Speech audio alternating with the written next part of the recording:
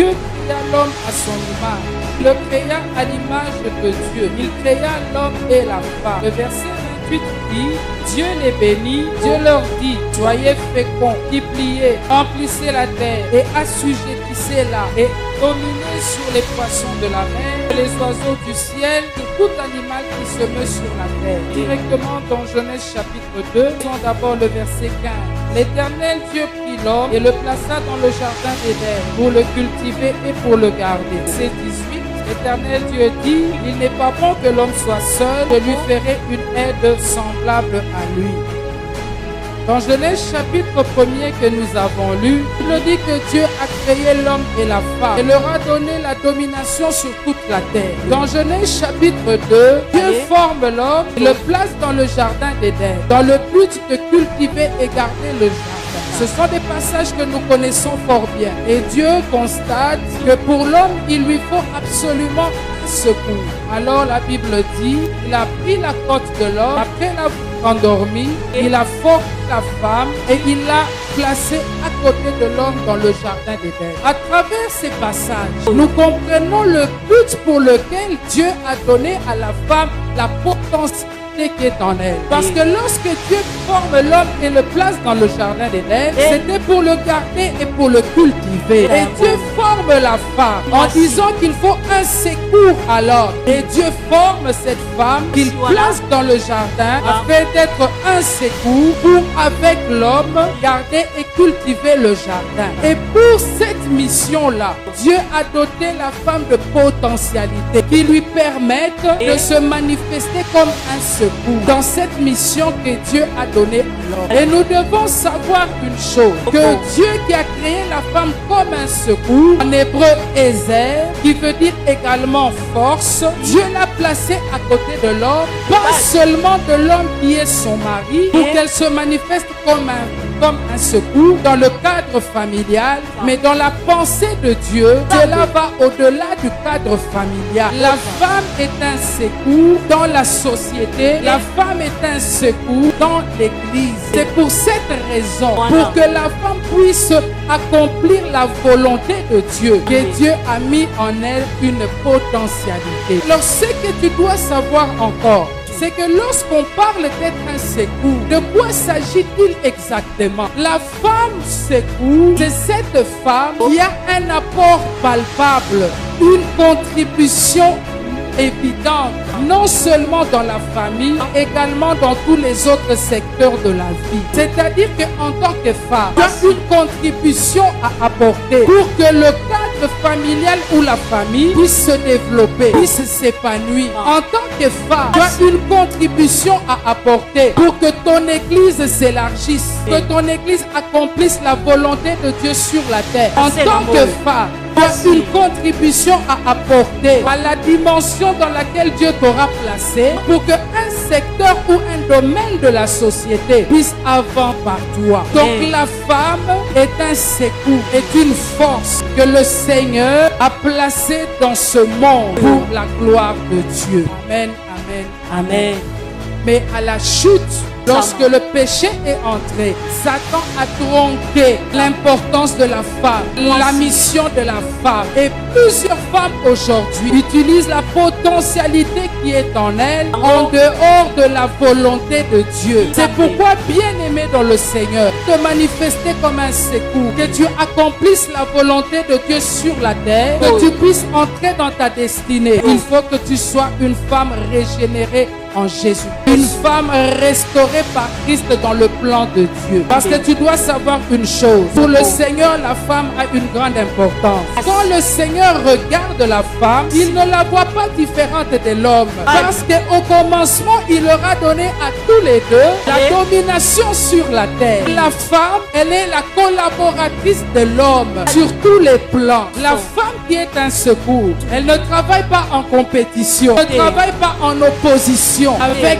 l'homme, elle travaille en collaboration, parce que c'est ça le plan et la vision de Dieu. L'apôtre Paul dit ceci: en Christ, il n'y a ni homme ni femme, sont tous des esprits dans un corps. Et pour nous les femmes, sommes dans un corps de femmes. Tout ce qui concerne les promesses de Dieu, qui se retrouve dans la parole, concerne également la femme. C'est pourquoi Dieu a mis en la femme une potentialité. Je suis convaincu que plusieurs femmes vont changer la vision de certaines choses. Elles vont prendre la décision de se lever et à faire ce que le Seigneur attend d'elle pour que le nom de notre Dieu soit glorifié. Alors quand on parle de potentialité, de quoi parle-t-on? Comment se définit la potentialité? La potentialité qui a pour synonyme la capacité. C'est le pouvoir de réaliser ou de produire quelque chose. Donc dès que tu es assise là, tu as le pouvoir de réaliser, de produire quelque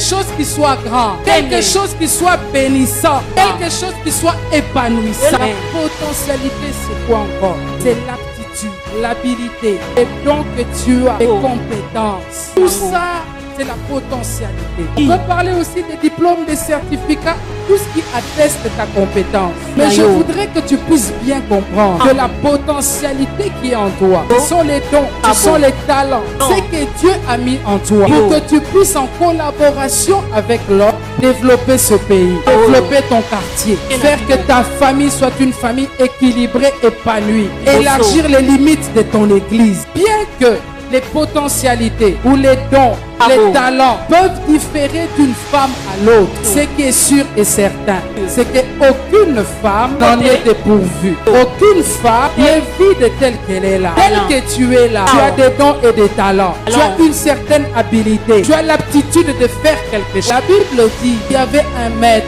image de Jésus, qui a distribué des talents. L'un, il a donné 5. L'autre, il a donné 3. Dernier, il a donné 1. Et ce qui est sûr et certain, c'est qu'il a distribué des talents à tout le monde. Personne n'est resté sans talent. C'est pourquoi j'aimerais dire à une femme ce soir, tu as des talents que Dieu a mis en toi. Tu as des capacités que Dieu a mis en toi. Tel que tu es là, il y a des capacité, sommeil peut-être encore en toi, mais ce qui est sûr, c'est que tu as un talent, que tu as une aptitude, c'est que tu as des dons. Et cette aptitude que tu as, l'église en a besoin, le monde en a besoin, la famille entend d'en profiter. J'aimerais qu'une femme dise j'ai un don. Alléluia. Amen. J'aimerais que tu dises encore j'ai un talent, j'ai des dons. Et Dieu t'a donné ces dons-là, que tu puisses contribuer à l'avancement du plan de Dieu. Regarde, tu n'es pas sur la terre par hasard. Aucune femme n'est sur la terre par hasard. Regarde ta voisine, dis-lui que tu n'es pas sur la terre par hasard.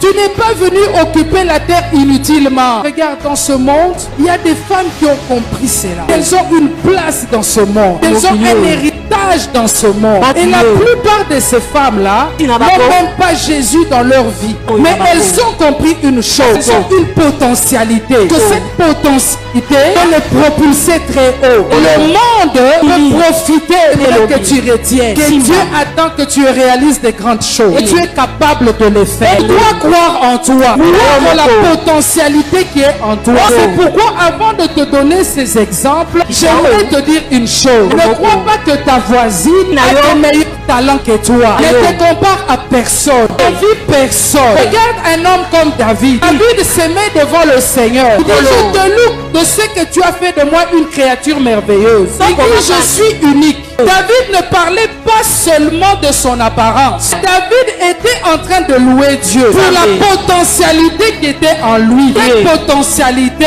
qui lui avait fait tomber Goliath à terre, qui lui avait donné la victoire sur Goliath, qui l'avait élevé. C'est pourquoi il se met devant le Seigneur et dit, je te loue Seigneur, je suis unique. Je suis venu te dire aussi, tu es unique. Ce qui est en toi est différent de ce qui est en ta voisine. Les talents que tu as sont différents de ceux de ta voisine. Ne regarde pas la voisine, ne regarde pas à gauche. Alléluia. Amen. Mais quoi ce qui est en toi? J'aimerais te dire, si on parlera d'une femme dans ce monde, après ces enseignements, on parlera de toi. On parlera de toi. Parce que tu as une destinée en Jésus. C'est de te manifester comme une force dans ton quartier. Tu peux développer ton quartier. Tu peux avoir du travail partout. Notre Dieu peut être honoré par des grandes femmes avocates, par des femmes dans la politique qui vont comprendre une chose. Elles vont briller dans la politique, non pas à cause de leur physique, mais à cause du potentiel qui est en elles. Tu as quelque chose. Alors je vous ai dit qu'il y a des femmes dans ce monde qui ont compris qu'elles avaient une place, qu'elles avaient un héritage. Oui, toi aussi tu es capable, que tu dois utiliser la potentialité que Dieu t'a donnée.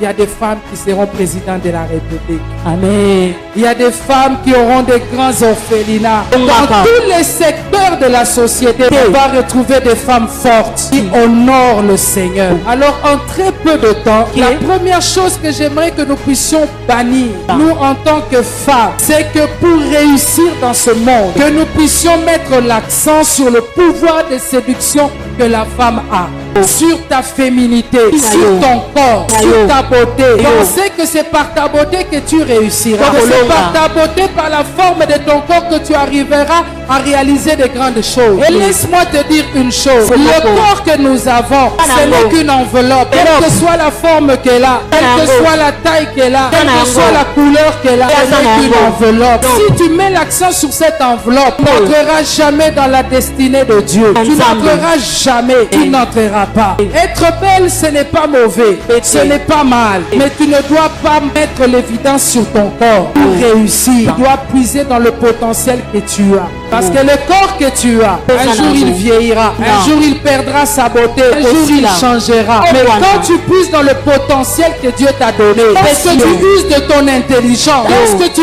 uses de tes talents, on parlera de toi, on va faire des grandes choses, on ne parlera pas de toi, on parlera de ta beauté. On pas ta beauté, mais on parlera de toi, de tes capacités, de ce que tu auras fait. La beauté, elle est passagère. La beauté va passer. Si Dieu voulait que la beauté soit en avant, il allait créer Ève et la mettre dans le jardin d'Éden. Non pas pour travailler avec l'homme, mais pour lui montrer sa beauté. Or Dieu, quand il a créé la femme, le but c'est pour qu'elle puisse travailler. Pour qu'elle puisse travailler en collaboration avec l'homme. La Bible dit la grâce est trompeuse et la beauté est vaine. La femme qui craint l'Éternel, celle qui sera louée. La Bible dit le charme est trompeur, la beauté ne dure pas, mais l'intelligence ne tarit pas. Les dons, quand tu les exploites, tu les perfectionnes, ils ne vieilliront pas. Au contraire, ils vont continuer à bénir ce monde. Pourquoi sois belle, c'est bien. Prends soin de ton corps, c'est bien. Ne mets pas l'espérance en ton corps. Tu es une femme intelligente, une femme capable. Tu n'as pas besoin de te prostituer. Tu n'as pas besoin de te vendre. Tu n'as pas besoin de la facilité. Marcher, je ne sais comment. On te facilite la tâche. Toi, tu arrives là où il faut sortir l'intelligence. Passer un concours. Toi, tu viens exposer ton corps. Tu viens exposer tes formes. On va te prendre. Même si on te prend, continuer à dandiner. Pendant que Dieu attend, tu puisses faire travailler ton intelligence. Tu puisses faire travailler tes dons. Pourquoi enlève cela de ton esprit? Enlève cela de ton esprit. Sois belle, sois intelligente. Et je vois devant moi des femmes dont on va louer, dont on va parler à cause de leur mérite. C'est pourquoi tu dois travailler. Au lieu de passer du temps devant un miroir, tu prends 5 heures pour apprendre comment on trace les sourcils, comment on met l'eyeliner. Prends le temps d'étudier, apprends même l'anglais, apprends à faire des beignets.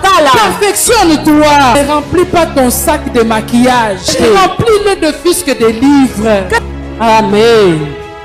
Amen. Est-ce que je suis contre la beauté? Sois belle. Ne compte pas sur cette beauté.